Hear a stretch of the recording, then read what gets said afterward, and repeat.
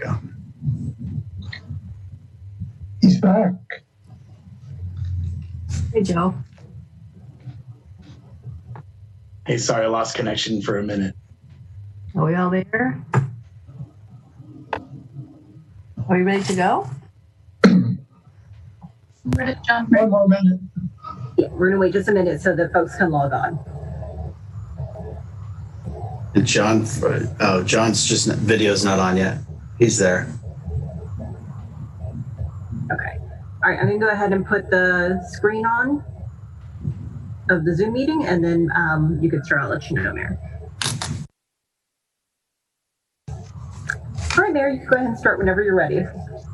Okay, welcome everybody. Good evening and welcome to the May 12th, 2020 Vista Consolidated Meeting. The meeting is now called to order, and this meeting is being conducted utilizing teleconferencing and electronic means consistent with the State of California Executive Order N-29-20. So our City Clerk, Kathy Valdez, is going to call the roll. If you'll please state that you're here when I call your name. Mayor Ritter. Present. Deputy Mayor Rigby. Here. Councilmember Franklin. Here. Councilmember Green. Here. And Councilmember Contreras. Here. All members are present. Also joining us are City Manager Patrick Johnson and City Attorney Daryl Piper. Thank you. In accordance with the Brown Act, I'd like to announce that as a result of simultaneous meetings, the members of the Buena Sanitation District will receive compensation of $147.75 for the district meeting pursuant to Buena Sanitation District Ordinance 2006-1. So the next thing is the approval of our agenda by our City Manager, Patrick Johnson. Thank you, Mayor. I would like to pull item C6, which is entitled Award of Auditing Services Contract, off of the agenda this evening. Okay, we have two presentations this evening. The first one is a proclamation declaring May 17th, 2020 to May 23rd, 2020 to be Public Works Week in the City of Vista. And I'll read that proclamation and then we'll follow that by City Manager Patrick Johnson, who's going to provide a COVID-19 update. So the proclamation is, whereas the year 2020 marks the 60th Annual National Public Works Week sponsored by the American Public Works Association. Public works services are provided by the City of Vista are an integral part of our residents' everyday lives. And whereas the support of an informed citizenry is vital to the efficient operation of public works practice, such as sewer, storm drain, park maintenance, facility maintenance, tree trimming, graffiti abatement, street repair, fleet maintenance, and solid waste collection.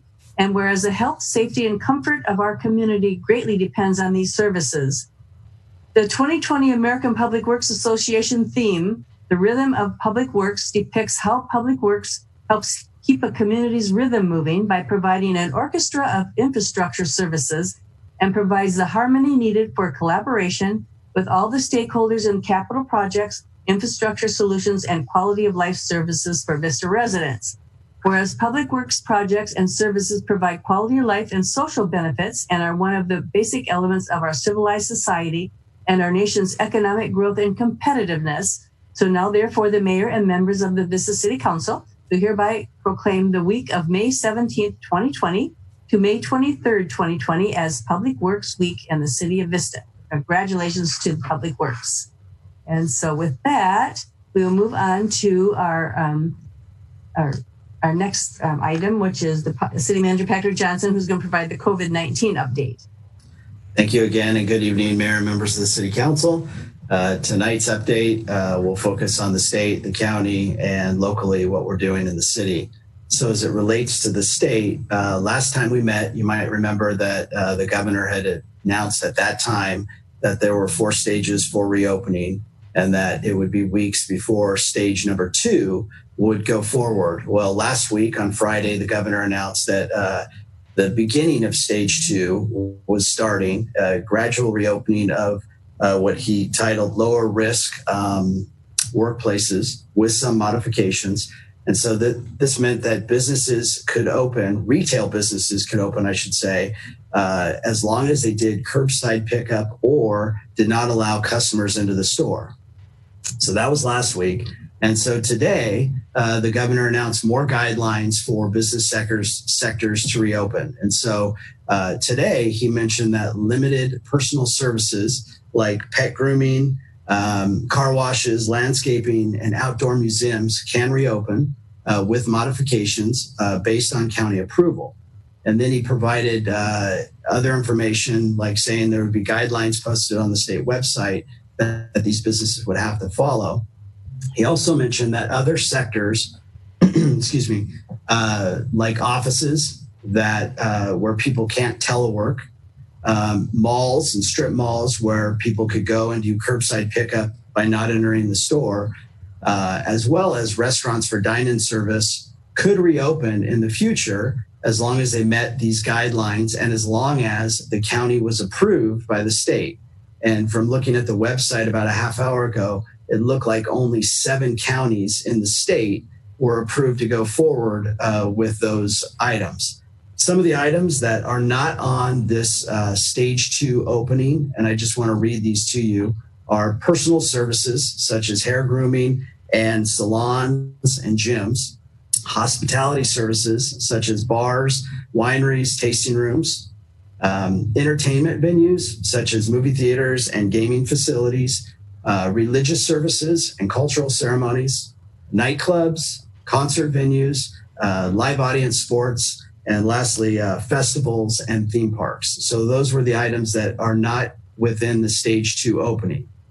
So then, now moving to the county, last week, you may remember that the county issued what was called the Reopen San Diego Business Framework that provided guidelines to the public and local businesses, that things they need to prepare for, the things they need to follow. And it also included what they called a safe reopening plan. So it dealt with things like sanitation, physical distancing, signage, and all those type of things that a business has to do prior to them being able to reopen. So last week, they went ahead and implemented the retail businesses, as the governor said, for curbside pickup. They also allowed for manufacturing and logistics businesses to open up that supported those retail businesses. So today, based on what I mentioned about the governor and what he said, the county press conference, it announced that malls would be open for curbside pickup and offices would also be open for those who are already maximizing teleworking, and folks that can't telework could come back into the offices as long as they go forward with that safe reopening plan that I mentioned. So it wasn't quite exactly what the governor said. The county's probably, it appears to be a little in front of what the governor said, which is a step in the right direction. But I'm sure we'll have more clarity on it tomorrow and in the days coming. So I thought it contradicted, the governor and the county contradicted themselves a little bit, but I'm sure we'll gain more information tomorrow. As far as the numbers go in the county, they issued their updated numbers. There's 5,161 positive cases within the county, and the death total rose by 15 from last night. It was at 175, and now it's at 190. And in Vista, the total number of cases is 82. So those are our statistics. So as it relates to the city, we've been working on focusing on preparing our facilities for opening to the public at some point in the future.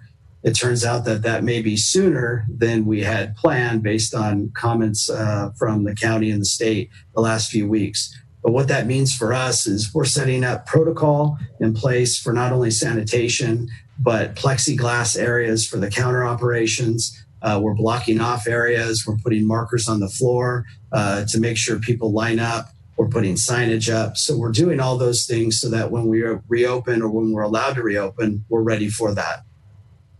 And talking about the parks and what's going on within Vista, last week I had sent you an update that said we put together all the sanitation protocols and our parks are open, as you know, with signage. We have our park directors and code enforcement officers that are going through the parks on a daily basis. We're interacting with still a lot of people, educating them on the physical distancing aspects, educating them on wearing masks and what the park rules are.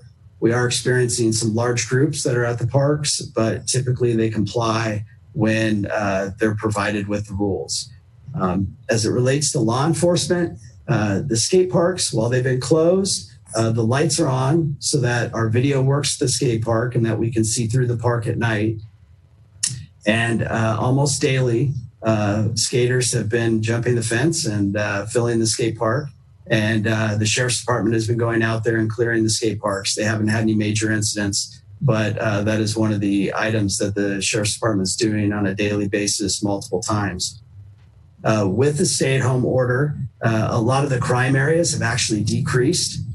You can imagine with people staying home, home burglaries are next to nothing. And most categories for the last month have been below normal crime levels. There are a couple exceptions to that. We have seen an increase in thefts from vehicles and vehicle thefts. So we do know that that is on the rise, and Vista has been. And the Vista Sheriff's Department's made some key arrests, and they're targeting known local offenders in that and working with their regional partners. Another category that is also on the rise is aggravated assaults, and primarily within that category is domestic violence. And so this is not unique to Vista, unfortunately, but many cities throughout the county and throughout the state are experiencing the same issue with domestic violence. So those are some of the things going on the Sheriff's Department is working on. As it relates to our senior population, I think I mentioned each of you when we met, but I thought I'd make the announcement today that the county and the state has a plan that is called Great Plates, and it's a delivery service for seniors. And they're going to make an announcement within the next day or two. And this will allow seniors to take advantage of food that can be delivered to them at home outside of what we already do from a nutritional aspect with the senior center. But this will be where seniors can sign up, restaurants can sign up, and restaurants will deliver breakfast, lunch, and dinner to our seniors in Vista and throughout the county. The nice thing about this program, too, is the county is becoming the authorized agent of the program, and they are picking up the tab for the local component, which is would have been 6% to the city of Vista. So it's a great program. It goes through June 10th, and we're anticipating the county rolling out this program in the next day or two. So be on the lookout for that. And when they do roll it out, if restaurants haven't already signed up for it, they can do so at the time, as well as our senior population. In terms of communication, we're continuing daily communication, sometimes multiple day via social media and other avenues throughout the city. And we're getting really good feedback, and we're very happy about that. I think we're really trying our best to keep the public engaged and informed. And with that, I'll turn it back over to you, Mayor. If there's any questions anybody has for me, I'd be happy to try to answer them. Okay, I don't see any hands waving for questions. So with that, we will move on then. Councilmember Green. Sorry, I just have one quick question for you, Patrick. Is there a particular website where our local restaurants can sign up for that Great Plates program at?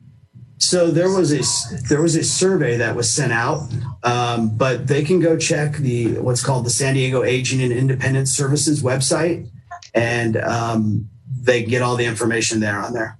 Okay, and then my last COVID-related question is, I saw online today the city of Temecula announced that they're moving forward with their 4th of July celebration, and it was asked of me. I know we haven't necessarily made a decision yet that I'm aware of, but is there a time frame on when we're going to be making a decision on that and letting our citizens know? Yeah, probably. We will make a decision in the next week or two and figure that out. As most of you know, with the 4th of July celebration, we take in about close to $35,000 to $40,000 worth of donations, which pays for the bulk of that celebration. And since we're not going to have an event, we won't be doing donations. And so that would be one of the revenue hardships there from that perspective. But we will be making decisions like that in the next couple of weeks. Okay, so with that, we'll move on to our consent calendar. The recommendations in the following consent calendar will be enacted in one motion unless an item is removed from the calendar. You may remove an item by making a request to the clerk secretary at the public comments at cityofvista.com. Items removed from the consent calendar will be considered immediately following the adoption of the calendar. We have 7 consent items this evening, with C6 having been removed from the agenda. So I'll go through the council members. Would any of the council members like to remove an item and maybe just if you could wave at me, then I could. Councilmember Rigby. I would like to remove C5 from. Seeing no other people, could I go for a motion? I'll move that we approve the balance of the consent calendar. I'll second. Okay, I have a motion and a second, so please, so our city clerk is going to have us vote. All right, if you'll please state your vote when I call your name. Mayor Ritter, Oh, yes. Deputy Mayor Rigby, Yes. Councilmember Franklin, Aye. Councilmember Green, Aye. Councilmember Contreras. Aye. The consent calendar, or the remainder of the consent calendar passes unanimously. Okay, and I forgot to say that it was the public comments were closed. So, so then moving on, we'll go to item C5. I'd like to have Economic Development Director Kevin Ham brought into this meeting. Does anybody want our staff report or to ask any questions before we hear public comments on the item?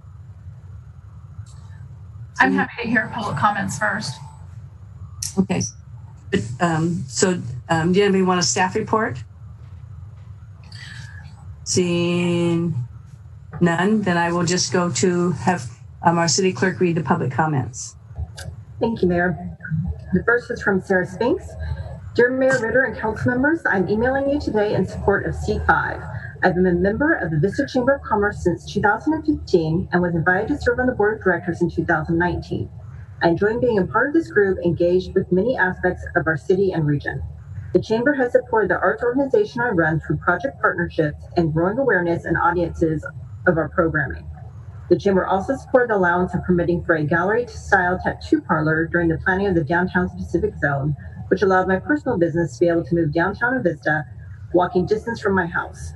Many of my clients support the downtown economy by staying after their appointments for dinner or a beer with friends.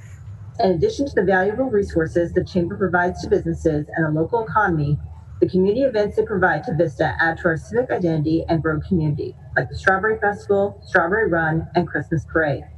I've been attending this parade for all 38 years of my life. The Vista Chamber is a 97-year-old organization with a long history of supporting our members and the community as a whole. Supporting this short-term loan, which will be paid back in full pending sale of the building on Main Street, is a low-risk way to provide our organization with a greater ability to collaborate with the City of Vista, serve and support all members, and navigate the challenges in this moment. Thank you for your consideration, and I hope that you will vote yes in support of C5. The next is from the Berrigan family. Dear Vista City Council members, I'm writing to you today to ask you to please approve the loan on tonight's agenda to the Vista Chamber of Commerce. My name is Denise Berrigan, and my father and I own J&R Auto Body located in Vista. We attribute much of our business success to the partnerships and relationships we have built over the years with various individuals and organizations in this community, but especially because of our chamber. The Vista Chamber of Commerce has been there for us for many years, and my family and I feel it is important for us to advocate for them in their time of need. Recently, we asked the Chamber for assistance locating a new building for our business as we were rapidly growing. Without hesitation, the Chamber was happy to meet and ultimately connected us with Director of Economic Development. Then when COVID-19 impacted our business, they were there for us again, providing resources, important updates, and much needed information that has been vital to our business survival in this unprecedented time. These are just two recent examples, and I know that what they have done for us, they have done for multiple other businesses. Today, some of us can't even get through to the SBA or our bank due to high volume of calls and requests for assistance. And with the constant outflow of information from government officials to businesses, small and local businesses are relying on their chamber for vital information, guidance, and support more than ever before. So we ask you, City Council members, to please approve this loan so the Vista Chamber of Commerce can continue to support Vista businesses and the community as a whole, just like they have been doing for the past 97 years.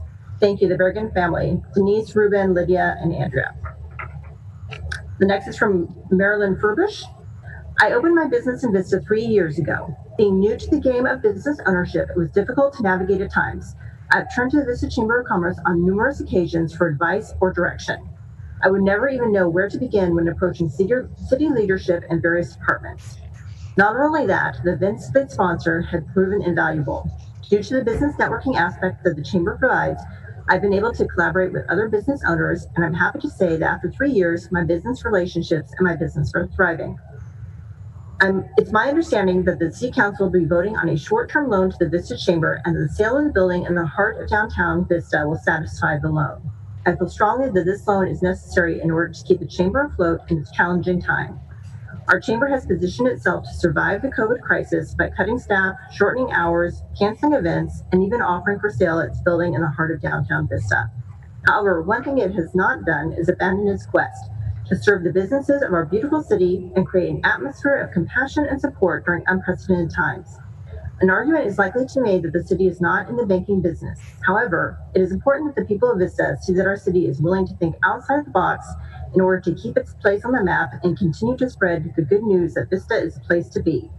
Please don't let Vista find itself without a Chamber of Commerce. And then there were also several emails received earlier in support of the loan to the Chamber from Ron Adams, Prohibition Brewing Company, Edward Burks, Alchemy Print Company, and Jamie Casper Johnson, Vista Chamber Chairman of the Board. Thank you.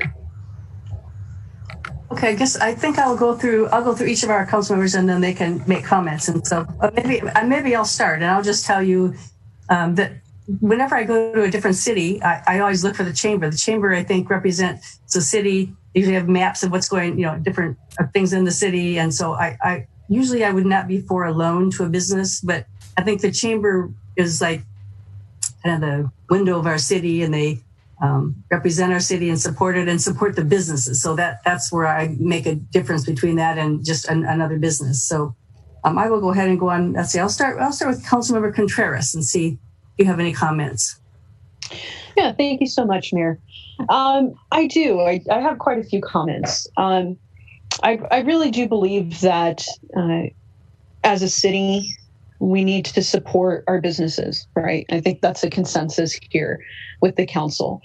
The Chamber of Commerce is the primary organization that helps to foster businesses in our community outside of what the city does, and it's not really within the purview of the city to do all the things that the Chamber does. And so, if we were to take a look at economic resilience in the situation that we're in right now, we need a strong partnership with other organizations. And what better organization than one that has been a partner to the city of Vista for a very, very long time.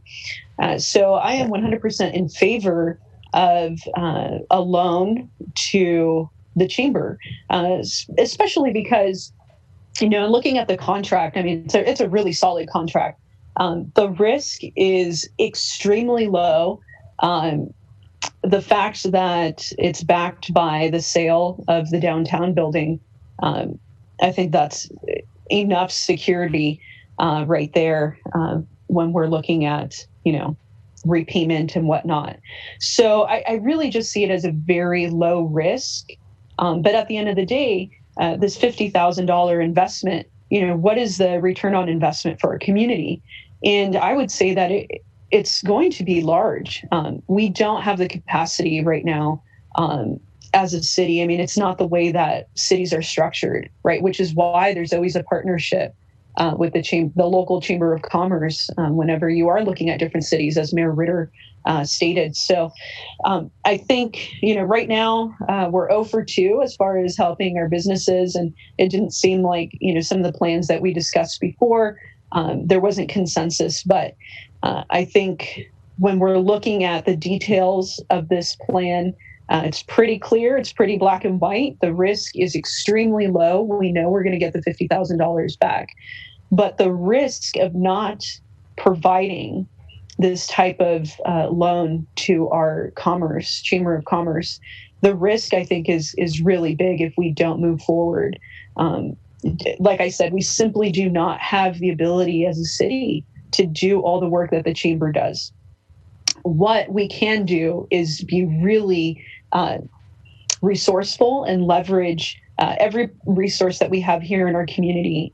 In the Chamber, that's kind of like the main one for business. So I'm 100% in favor, and I really thank staff for crafting something that is solid, black and white, with low risk, and that allows our partnership to continue and to make sure that, especially our small mom and pop businesses, where they have a harder time reaching the resources that they need, the chamber is there for them. So that's pretty much all I have for comments right now. Okay, Deputy Mayor, I apologize. Should have started with you because you pulled it. So I will go to you now. Oh, that's okay. I don't think the order matters, but thank you. I want to say thank you, first of all, to the chamber. I think you do a fabulous job for our community, and nobody says otherwise. I just have a few questions. I'm sure, I think, Mr. Ham, you might be able to answer some of my questions. Mm-hmm. So I understand that the building that you've put up for collateral from the sale, we would get our $50,000 back, correct? So Correct. How long has the building been up for sale? I just saw the marketing proposal about yesterday. So it only went on the market yesterday. Mm-hmm. Okay. The letter that we received from the chamber is in our packet. And the staff report says that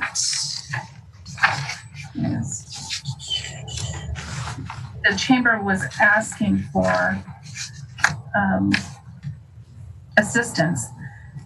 The letter that I have in the packet that was given to us was dated March 27th of this year.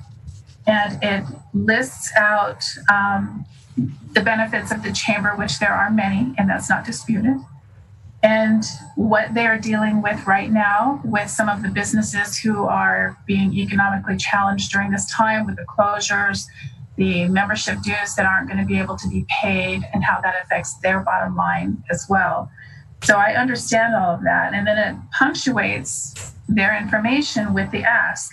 We want to be your valued partner, and for our services, we ask that the city provide us with $15,000 to support our operational costs over the next 2 months to provide these services.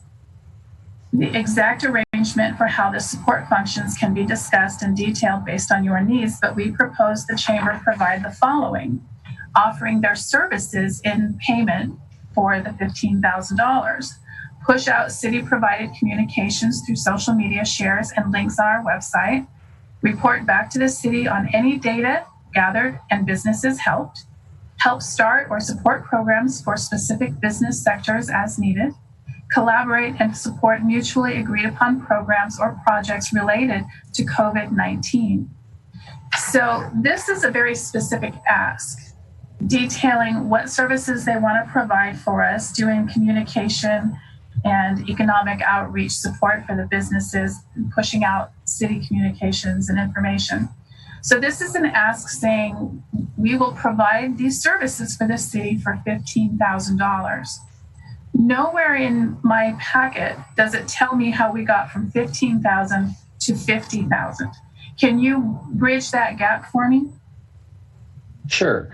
So we had a conversation with the chamber, and we really wanted to separate the issue of the building and their need for funds from a fee-for-service contract. And when we talked to them, we realized that a bridge loan of up to a year would really provide them with the resources they needed at the $50,000 mark versus a fee-for-service contract for $15,000. The fee-for-service contract would have been for a shorter period of time, and the $50,000 can carry them for a longer period of time until they sell their building.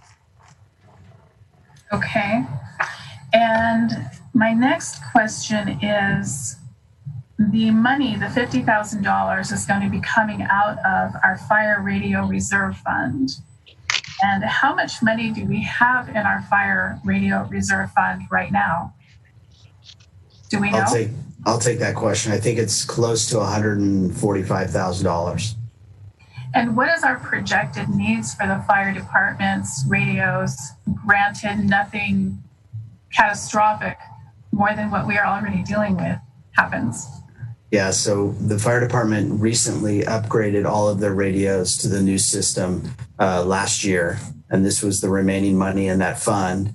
And then what we'll do is slowly over time start to build that fund back up for the system replacement over the next 20 years. 15 to 20 years is more realistic. Okay.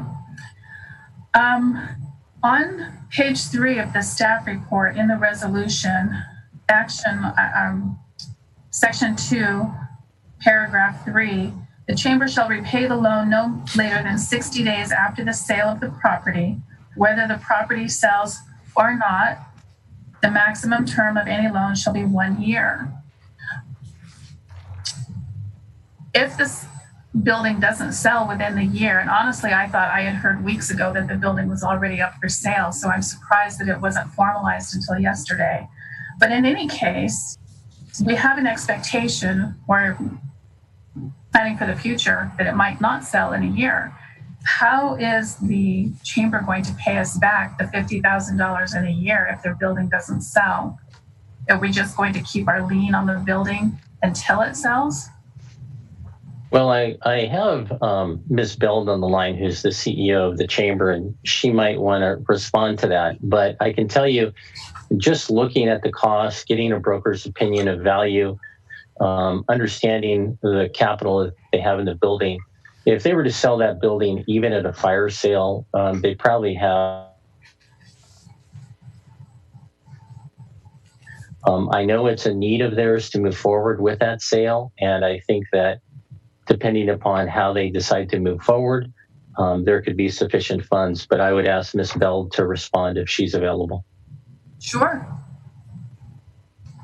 And while they're bringing Ms. Beld into the meeting, we have $164,000 in the fire account, so you know. Thank you.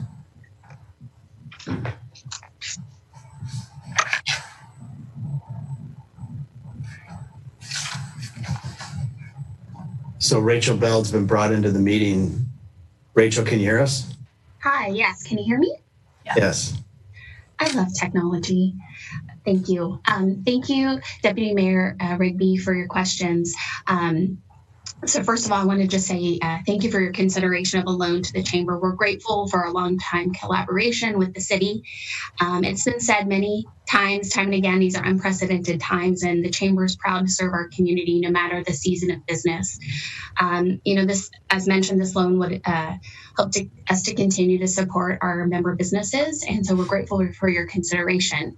With regard to the building, we actually executed a contract with our broker several weeks ago and have been moving towards, the building has actually been listed for several weeks. You may have seen a recent ramp up in some of the marketing materials, but there have been a conversation and nibbles and discussions about the building for a period of time. So we are motivated to sell, and we feel confident in the listing price that we have listed.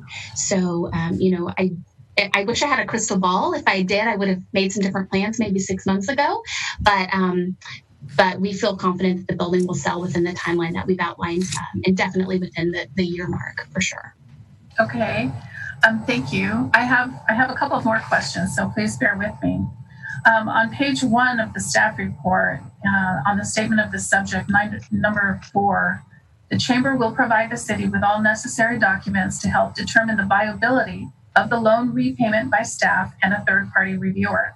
These documents would include, but are not limited to, current and monthly financial statements, cash flow documents through a term not to extend past the loan repayment period, and an appraisal or a broker's opinion of value. So when this is done, I almost think it should have been done before we got to this point to find out the viability. But once this viability study, about the loan repayment is done, if it's determined, which I hope it's not, if it's determined that it will be very difficult for the loan to be repaid within the timeline set out, will this not go any farther, or will it be coming back to us? If staff determines that there's not sufficient capital, or there's other loans in the building that we're not made aware of, or for any reason that it's not a viable loan, it would be something that we would not continue with, and then we determine whether or not it's something we need to bring back to council. Okay. This does give me quite a bit of heartburn, I'll be honest with you. I appreciate the chamber and everything that you all do for our community and for our businesses. There's no denying the value of the chamber. But again, as was mentioned earlier, I forget who said it, we are not a bank. And I wanted to ask also, have you tried a bank loan? Have you gone to your bank and asked for a loan, a business loan? Or have you applied for the business loan through the COVID-19 funding that Congress put out there, since this is COVID-19 related? I think that's best addressed by Ms. Bell. Do you know the answers to that? Are you still there? Yes, I'm here. Okay. Can you hear me? Okay, sorry about that. Yes, we have reached out to other lenders as well. And unfortunately, 501c6 organizations were excluded from many of the CARES Act provisions, including the PPP program. We do have a pending EIDL application, but we have not received any communication or any timeline with regard to the approval of that. So like many other organizations and businesses out there, we're in a holding pattern. And, unfortunately, that's just what's happening to a lot of folks right now. But chambers in particular, as 501c6 organizations, we are ineligible for PPP, and we are ineligible for any grants or loans specifically for nonprofits, because those are just for 501c3 organizations. So we're in a weird spot where we have less opportunity for these types of loans or support. So as a business entity, even though you're 501c6, even as a business entity, a small business loan from your bank isn't doable? They're not prepared to do that? Correct. Okay. Well, this is a hard one because I appreciate everything that the chamber does, and the chamber's value can't be discounted or dismissed at all. This is just a really hard one for me because this is not the business of the city to be giving out loans to businesses. We have so many businesses in our community that are struggling right now. And I understand that the Chamber of Commerce is in an elevated position, some might say, but I see so many businesses and small business owners, and almost every other day I get another message that another business in North County or in Vista has gone out of business because of this, and they're not able to reopen. And it's very disheartening to see this happen and to hear of these happen, these businesses closing, and we can't help all of them. As much as we might want to be able to, we can't. And I think it sets a bad precedent if we do. For one, then we are going to end up having a line at the door asking us to help others as well. And that's just not the business that the city is in, is to do business loans for our business economy. Anyway, this is just a really, really hard one for me. And I hope that you all appreciate that. Okay, thank you. Those are my comments and my questions. Thank you, Madam Mayor. Councilmember Green. All right. Thank you, Deputy Mayor Rigby, and also fellow council members. Yeah, I love my chamber. I'm actually a member of the chamber, been a member with my small business for 5 years, so I know the benefit that they bring to the city. My feeling is on this is that they are a 501c6. They are our chamber. They're not a regular business. I don't think that other businesses are going to be coming up, lining up, asking for loans. The other thing is with the low loan to value, I want to say their loan to value right now is below 60%. So even if they don't sell their house or their property within the year, I would think a hard money lender of some sort could step up at a horrible interest rate and give them money and, bail them out in the event that it was needed, because there is a lot of equity. I mean, $200,000 to $300,000. Kevin Ham cut out a little bit when he talked about the exact amount of equity in the building, but there is a lot. So this is a secured loan. In regards to the $15,000 fee for service agreement, I also saw that, and I just wasn't a fan of entering into an agreement and giving away $15,000 of city money that we weren't going to get back, and we'd have to monitor a $15,000 fee for service agreement.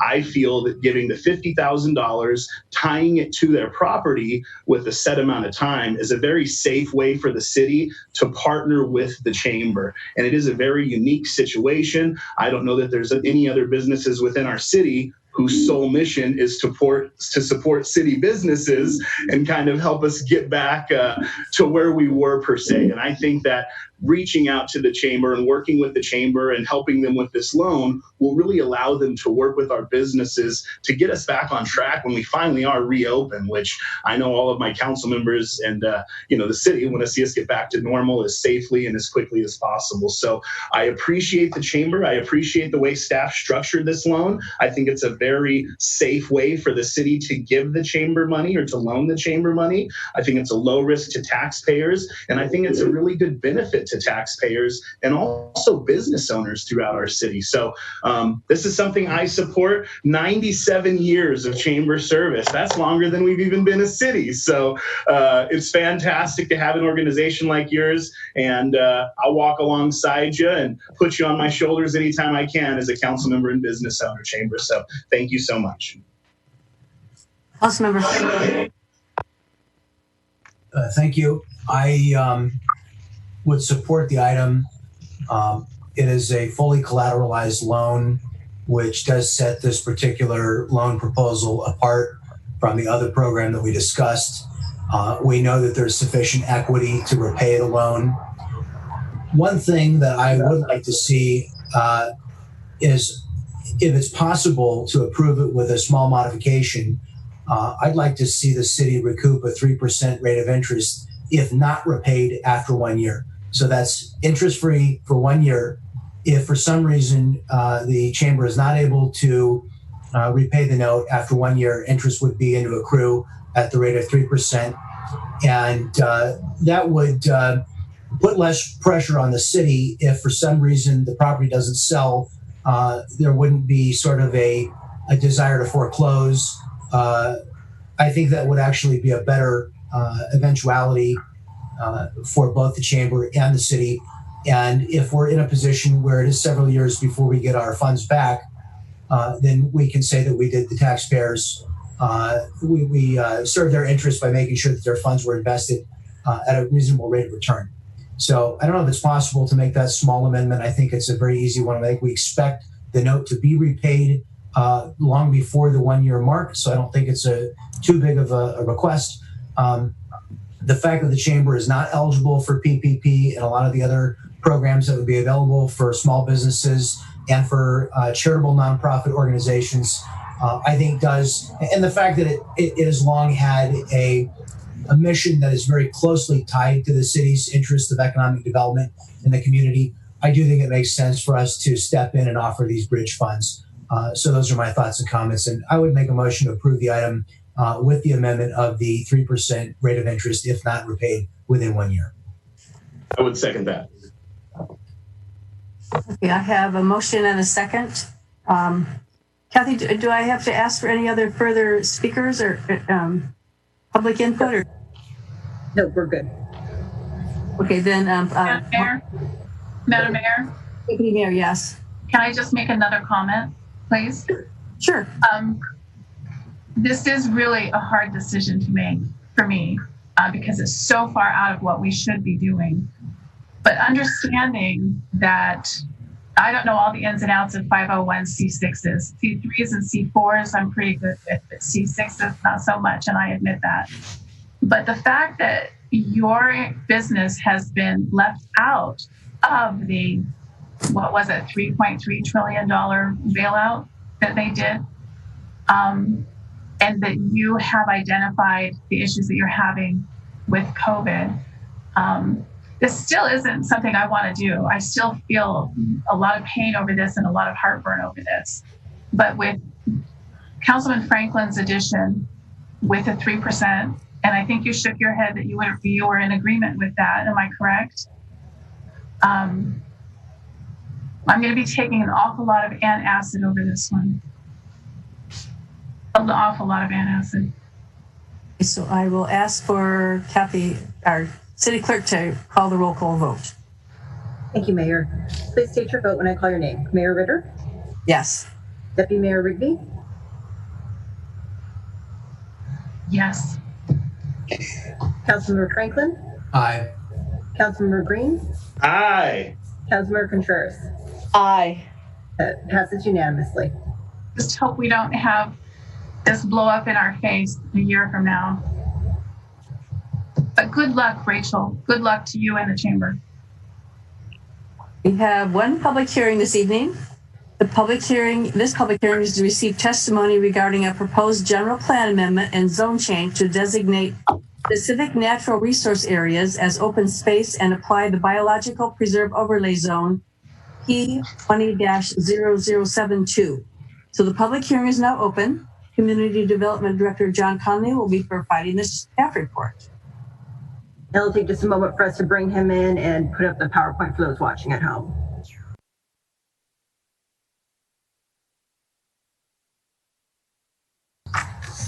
Okay, John, you can start when you're ready. Thank you, Mayor and Council. This is a general plan amendment and zone change for an area of public right-of-way up north of Hacienda Drive between Vista Village and La Tortuga generally. The staff is recommending amending the general plan and the zoning map to include these areas. They are right-of-way areas that were previously undesignated. They primarily consist of southern willow, riparian scrub forest vegetation, which is a sensitive wetland, and Buena Vista Creek, which flows through this corridor. A general plan and zoning designations would preserve the integrity of the riparian habitat areas, the creek corridors, and other drainages that support biological resources and contribute to the overall health of the watershed. There's a map that is provided in the PowerPoint slideshow that shows the areas. They're generally within the creek corridor stretching from Vista Village Drive west down to just east of La Tortuga Drive. And they include, as I mentioned, the Buena Vista Creek corridor. Just to note, there are some areas just to the north of the designated areas that are within the creek corridor but are not designated, and those are Caltrans right of way. So the city chose to designate only those areas that we have land use control over, and we excluded the Caltrans right of way. So to clarify any questions regarding that. The slideshow also includes on the next slide some maps that show the existing and proposed general plan and zoning designations. And you can note these areas are undesignated on the maps right now because we generally do not designate the right of ways. But we've chosen to add these open space and biological preserve overlays for this particular area to provide some additional protections based on the habitat types that are present. With that, staff is recommending a general plan amendment, and there's a resolution provided for that, as well as a zone change, and there's an ordinance provided for that for the council's consideration. And I am available for any questions regarding this matter. Thank you, Mayor. Okay, I'm going to, I'll go through and ask if any of our council members have comment, and then after that, we'll have a short recess to allow for public comment to come in. So I'll start with Councilmember Franklin. Do you have any questions or comments on this? Just to say that I appreciate staff's continued work on this project. This is critical for the protection of our watershed. We have a lot of pollution in this area, and really appreciate the work to clean up what is set aside, state mandated. This is supposed to be pristine habitat for wildlife. And for those of us who have traversed through it, it really looks like a landfill, exactly like a landfill. It's incredible amounts of garbage and waste. Our creek and other flood channels are full of a lot of pollution. So this is really part of an effort to clean that up and to return and restore this habitat and clean up our city. And it's part of the commitment for a beautiful city that we all, I know, share to our residents. So thanks for all the good work on this. How about Councilmember Green? Any questions or comments? I'd just like to echo everything Councilmember Franklin said. They're doing a great job over there, and it is vital to our city that this gets taken care of. Councilmember Contreras? You know, I think this is great. I mean, we've already approved one biological overlay. We had a previous discussion on a different area adjacent to here. And, you know, I mean, it's just a great step in the right direction. As some of my colleagues mentioned, and Councilmember Franklin, for those of us who have gone down there, it is shocking. It really is shocking. You know, I know when I did my ride along, I went down and took a look at some of the riparian areas. There was water, but you couldn't see it because there is so much trash layered on top of it. And so we really are taking it to heart as a council that our community comes first. And that means that ecological health is crucial to the overall well-being of our communities. So I think this is, again, a step in the right direction, and I hope to see more steps like this. So. Texted Chris and I'm like, fix it. Yeah. Deputy Mayor Rigby. Thank you, Madam Mayor. This item does not give me any heartburn at all. I want to say thank you for bringing this forward to us. I think this is a great idea, and I am all in favor of it. And with that, I would move that we approve this item. I'll second that. Public hearing? Oh, yeah. And close. I move we close the public hearing and approve this item as presented. Can we do that? We're waiting for public comments right now. Can we still? So we need to take a break for public comments. We can close the public hearing before we do that, or we have to wait for that? Oh, then however you need to do it. Okay. For the second until after we've had the public comment. Okay. Okay. Okay, so then we're going to take the short recess to allow for public comment to be received, and then the comments can be mailed to publiccomments@cityofvista.com. And City Clerk, how long will we have to be? We're going to take like a recess, right? Just take a 3-minute break, yes. A 3-minute break. Okay, we'll be gone for a 3-minute break, and then we will be back with the comments. Okay, everybody? Thank you.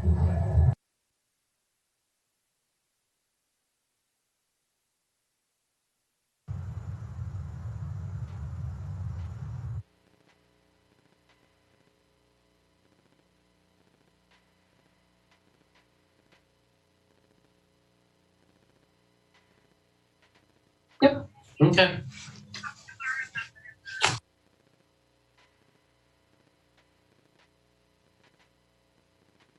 Hey, Kevin, you might want to hit your mute button.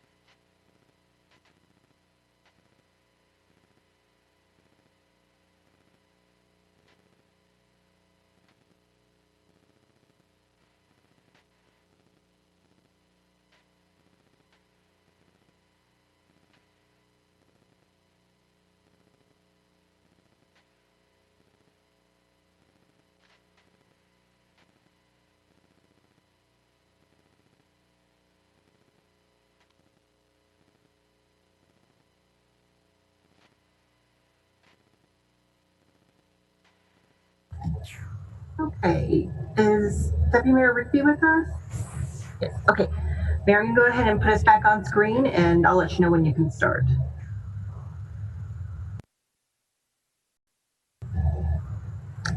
Okay, Mayor, you can go ahead and get restarted when you're ready. Okay, we are back in session. The opportunity to provide public comment on this item is now closed. City Clerk Valdez, please share the public comments received, and maybe you can let us know how many. Thank you. We just have one. I'll go ahead and read that now. It's from Katie Melendez. Good evening, Vista City Council and Mayor. I support maintaining open spaces, specifically in an effort to increase biodiversity. It's important to steward growth of native plants and wildlife, and is within the City Council authority to do so. We can even dedicate a part of the preserve to grow native edible plants. Something to consider. Respectfully, Katie Melendez. Thank you. Okay, so then Councilmember Green, do you have any additional questions or comments? None at all. Councilmember Contreras? Anything additional? No. Thank you, Becky. Deputy Mayor? No, I stand by my previous comment and my motion. And I second that motion. Okay, and Councilmember Franklin, do you have anything additional? Nope. Okay, then City Clerk, please call the roll call vote. Thank you. Please state your vote when I call your name. Mayor Ritter? Yes? Deputy Mayor Rigby? Aye. Councilmember Franklin? Aye. Councilmember Green? Aye. Councilmember Contreras? Aye. The item passes unanimously. Okay, we have one discussion item this evening. Fiscal year 2019-20 third quarter financial report. Our Finance Director, Mike Sylvia, will provide the staff report.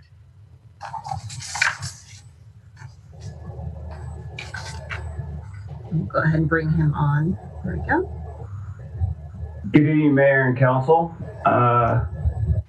This is our third quarter financial update. It does provide a summary and comparison of the general fund budget to actual results as of March 31st, 2020. And with the events of the last couple of months, it's definitely key to emphasize that date. The report does include proposed operating capital budget adjustments for the city and a capital budget adoption for the Community Development Commission. And I'll add that despite the effects of COVID-19, the general fund revenues and expenditures are consistent with budgetary expectations for the third quarter. Significant amounts of cash receipts are not received evenly throughout the year, so we wouldn't expect to be at 75% at this time. And similarly, with expenses, some of them are also heavily weighted towards the end of the fiscal year. As detailed in the agenda report, revenues are at around 62% year to date, and expenses are just about 56% year to date as of March 31st. There are 7 budget adjustments requested, and they're explained in detail in Exhibit 2 on pages 8 and 9 of the agenda report. Just a couple of agenda highlights. The largest impact on the general fund is an increase of $123,000 in revenue to recognize forest agency fire reimbursement, and those revenues are offset to increases in expenses for fire strike team overtime of $120,000 and various other strike team expenses for about $3,000. The largest impact on other city funds is the $470,000 increase in capital expense in the Park Development Fund for a new restroom near the south entrance of the Moonlight Amphitheater. That's also going to be known as CIP 8314. That construction will provide an increased number of toilet facilities available to Moonlight patrons when we get opened up again and get all clear. And as a result, we'll reduce wait time during intermissions. The source of the funding, again, is Park Development Fund balance. The Community Development Commission item of $7.9 million is funding for CIP 8234, which is the development of 60 affordable housing units at 501 Civic Center Drive. The requested sum represents the CDC's financial contribution toward the development and will be funded by the Vista Housing Authority fund balance. So given that in summation, staff's recommendation is to receive and file the fiscal year 2019-20 third quarter financial report and adopt 2 resolutions. One for the city, which amends the operating budgets for fiscal 19-20 and 2021, and also amends the capital budgets for fiscal 18-19 and 19-20. And the second for the Community Development Commission adopting a capital project budget for fiscal 18-19 and 19-20. And with that, I'm available for any questions that you all might have. Okay, I'll ask each council member if they have any questions or comments. I'll start with Deputy Mayor Rigby. I have no questions or comments, but thank you. This is a great report. Councilmember Contreras. No, I don't have any questions or comments. Thank you, staff, for the thorough report. And I know that we're all waiting to see the next report as well, when there's a little bit more COVID-related part to it. So thank you so much. Councilmember Franklin.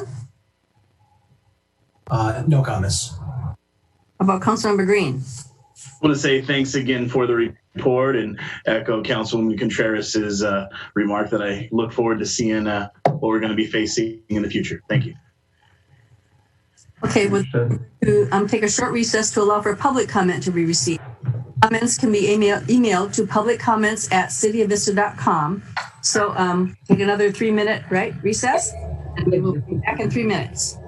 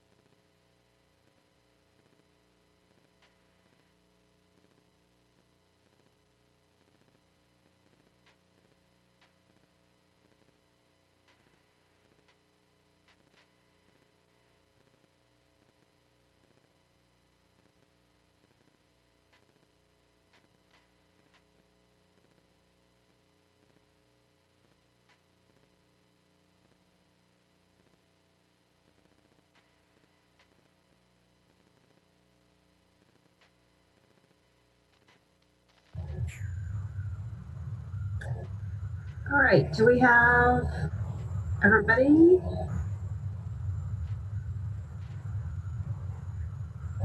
All right. Deputy Mayor Rigby with us.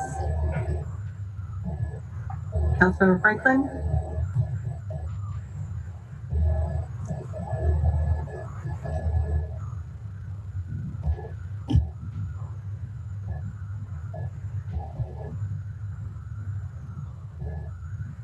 I'm here. Okay. We'll wait just some moments, see if Deputy Mayor Rigby gets back on.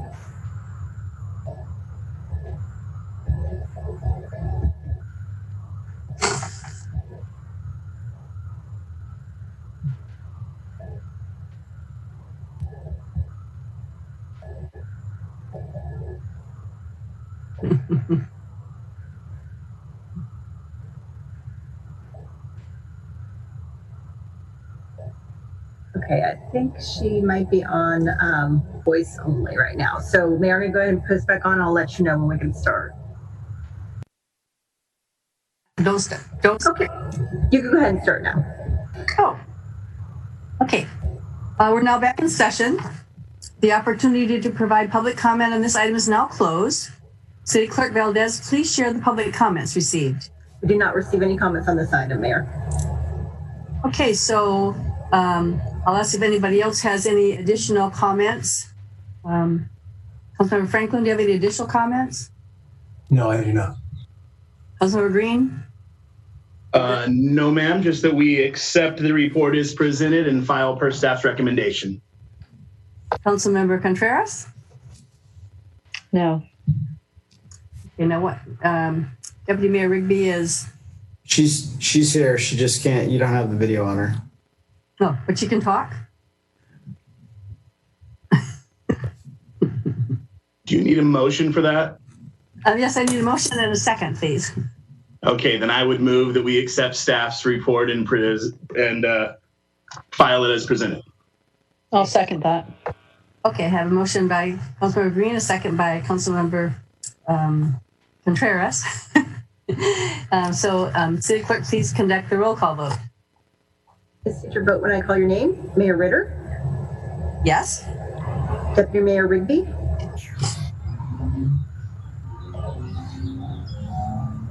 I think she may not be on. I can go ahead and go down the rest and we'll go back to her. Councilmember Franklin? Aye. Councilmember Green? Aye. Councilmember Contreras? Aye. Deputy Mayor Rigby, are you on with us? It says I'm unmuted by the host. We can hear you now. Would you please state your vote? Aye. My screen went blank, so I don't know what happened to the video. But yes, aye. Okay, great. That passes unanimously. Okay, so do we have any oral communications this evening? Yes, I have several to read for you. How many? 4. All right. The first is from Barbara Gordon. Dear Mayor and City Council, May is Mental Health Awareness Month. During these unprecedented times, we have seen a drastic increase in mental health issues. Mental health is important in every stage of life, from childhood through adulthood. It affects how we think, feel, and act. All drugs, but especially marijuana, have increased the risk of developing mental illness. We have normalization and commercialization the use of marijuana. The false advertising that marijuana is natural and or healthy have greatly decreased the perceived risk of harm. Marijuana use threatens the lives of young people who right now have too much free time on their hands and may well decide that getting high is an acceptable diversion from life. Marijuana use directly affects the brain, specifically the parts responsible for memory, learning, attention, and reaction time. Numerous studies have shown the real and damaging effect it has on the human brain. Marijuana use is associated with a 6-fold risk of suicide and 5-fold risk of developing psychosis. The main psychoactive ingredient in marijuana, THC, has shown to cause many different types of mental and physiological health problems, especially in adolescents. Given the myriad risks of marijuana use presents to mental health, please consider not permitting the expansion of marijuana businesses in the city. The next is from Peggy Walker. Your action last week, though called administrative, and in fact opened the door to marijuana manufacturing and deliveries in Vista. And that is a disappointment for parents and those who work to create a healthy, normal lifestyle environment for children, one unencumbered by the threat and enticement of readily available addictive drugs. I've yet to hear anyone on council speak out for kids. Vista's population is 50% Latino, a population often vulnerable and at risk. Our first priority should be to ensure the social determinants in our city work in their favor. Social determinants for health are impacted by the conditions where you live and by lifestyle.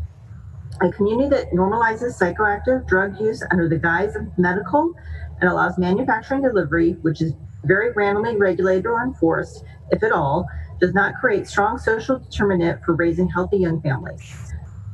All we hear about is the so-called need for medical pot availability, or we're doing this because the people want it. I'm not so sure. What people? Have you really asked parents, teachers, health advocates? Or is it your input solely from the marijuana industry? Building an in-your-face drug industry in the city is a shameful thing to do to children. My friend who teaches at California Avenue School said nothing is worse for local families than the normalization of marijuana. The next is from Kelly McCormick. I'm writing on behalf of Vista's children and teenagers who are going to be hurt by the city's normalization and expansion of the marijuana industry. It is unconscionable that this harmful drug is being promoted when the science is clear that it causes harm to mental health, to the immune system, and to the lungs and heart when vaped or smoked. This is especially disturbing in the face of COVID-19 and the vaping-related lung injuries that are still a threat, just no longer making headlines. As a parent and longtime school volunteer, I want the best for our kids. I want them to grow up with unnecessary hurdles to their success. I want them to grow up with parents who's fully present and not stoned or high. I want them to grow up without using drugs themselves, drugs that will make it more difficult for them to succeed in school and less likely to achieve their full potential. Just like the tobacco industry, the marijuana business model succeeds by capturing customers at a young age when their brains are primed for addiction and turning them into lifelong repeat customers. If you don't believe me, go back and review the evidence revealed during the big tobacco lawsuits. Then look at the billions of dollars that tobacco companies are pouring into e-cigarettes and the marijuana industry. This business model has not changed, nor has their disregard for the health and well-being of the people who use their products. Unfortunately, our young people will pay the price. And the final comment is from Terry Ann Skelly. Good evening, Mayor and City Council members. I noticed the City Council has considered a short-term loan to the Vista Chamber of Commerce. I appreciate your concern for assisting small businesses. I'm a mother of 3 young adult sons who I'm encouraging to get a good education and to work hard at every job opportunity, many of which are provided by small businesses. I was most anxious about the city increasing the marijuana industry's footprint in Vista. I think the City Council should ask your school districts what is happening to students these days, because I don't think you really understand the consequence of the marijuana storefronts that are opening in Vista now. The visibility and advertising and availability of marijuana threatens, sabotages, and diverts the lives of young people who, right now, are without the benefit of structure and have too much free time and may well decide that an acceptable form of entertainment or diversion is getting high. I fully recognize these storefronts are the result of Measure Z, where some $450,000 was spent by outside sources on slick, deceptive messaging that even included 2 City Council members' endorsement. However, marijuana manufacturing is completely the City Council's doing. In 2019, marijuana use almost doubled for 12th graders, from 7% to 14% last year. It's the second largest increase in the use of any substance over a 1-year period since the survey began in 1975. This huge increase was driven by marijuana vaping devices. Marijuana vaping cartridges are the most often manufactured marijuana product, and marijuana manufacturing is the very business you are enabling. Put the good health of Vista's young people first. That completes our oral communication. Oh, Mayor, just a moment. We've got you. You're muted.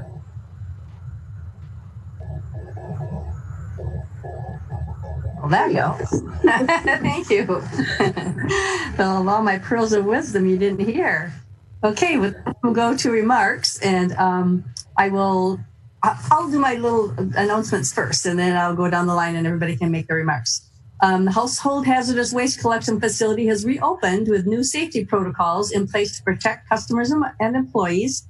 The facility is open Saturdays from 9 to 3 for Vista residents, and proof of residency is required. Check online at cityofvista.com to read about the updated rules. And I'm so glad that's open. I went there last week and it wasn't open, so I'm glad to hear it's open now.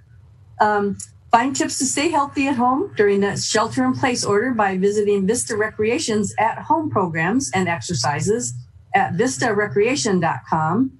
And it's important to keep supporting our local businesses. So check the downtownvista.org website to learn who's open for delivery, curbside pickup, or for other essential services all over the city. So be sure and support our downtown businesses. And with that, I will go to each of our council members. I'll start with Deputy Mayor Rigby. Are you there?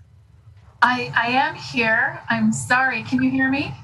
I can hear you. I just can't see you. Okay. I can't see anything. My screen has gone blank, so I apologize. I don't know why when we took the break it did that. I want to say thank you to my council. We had a great discussion tonight, and staff, as always, you do a great job for us. And everybody who's listening from home and participating. I know this isn't always easy, and it takes a lot of effort to participate in a meeting when it's virtual like this, but I really do appreciate you are there and that you are participating and that we hear from you. I do want to say that it's been mentioned a couple of times that through this situation that we find ourselves in, there has been some discussion on mental health issues. And I have known and seen through our community that some people are really struggling with the isolation, the loss of work, the loss of income, etc. And I know that there are services out there available if you'd like to talk to somebody.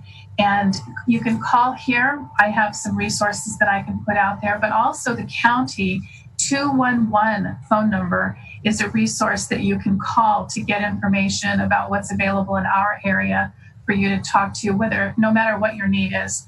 Their motto is anything you need, call us here, and we've got something that we can give you a resource for. So I encourage you to share that. And if you need it, to please call us or call 211 for resources. And my final thought, and I know I have spoken with the city manager about this, and I think one of my council colleagues mentioned it earlier about the Independence Day celebration. And that I really, really want to see us continue with our celebration for Independence Day. I think it's vital. I think it's important to our community.